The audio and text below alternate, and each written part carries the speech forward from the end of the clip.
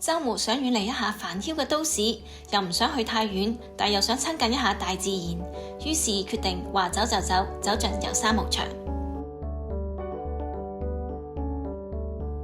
喺播多坐20分鐘地鐵到福岡大學，轉坐接駁巴士，慢慢欣賞山景。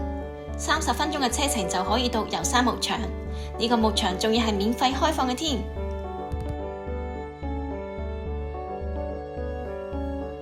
首先行上去觀景台，遠眺成個牧場嘅景致，無論係牧場內嘅設施定係周圍嘅青山，都令人心曠神怡。用免費提供嘅望遠鏡，仲可以一覽無遺咁俯瞰福岡市嘅全貌。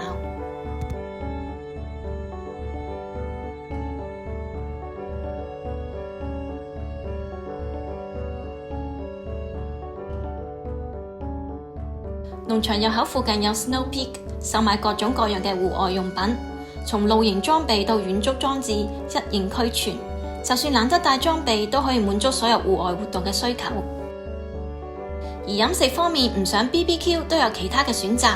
呢度有唔同嘅餐廳、cafe、美食車。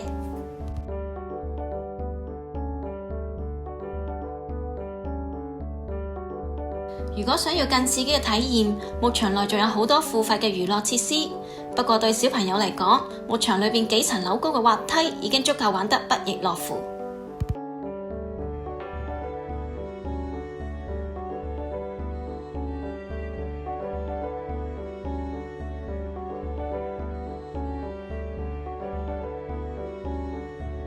前面嘅斜坡開闢成農場，種植各種蔬菜，可以預約前嚟親自採摘，並將收穫嘅新鮮食材即場烤成美味嘅披薩。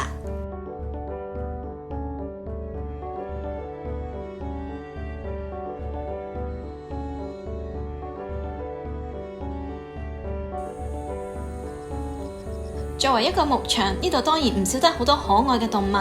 喺呢度，你唔只可以近距離觀察佢哋，仲可以參與一系列嘅體驗活動。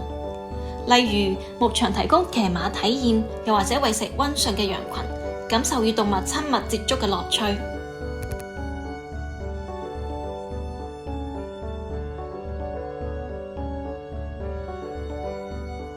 當然，牧場嘅主角一定係奶牛，啱啱好係佢哋放風嘅時間。成班牛迫不及待咁衝出牛棚，暖陽下時而奔跑，時而品嘗脆嫩嘅鮮草。佢哋所生產嘅牛奶仲會製成牛奶同雪糕。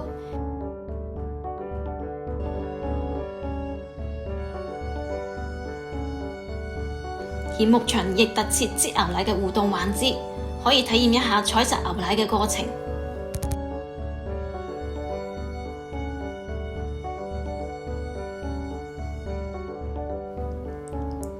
久在繁忙，每次走進大自然都會令我非常之感恩同感動。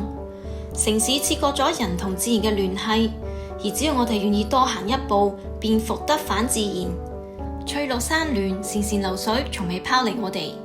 迷失咗，行攰咗，記得返嚟擁抱默默守候嘅佢。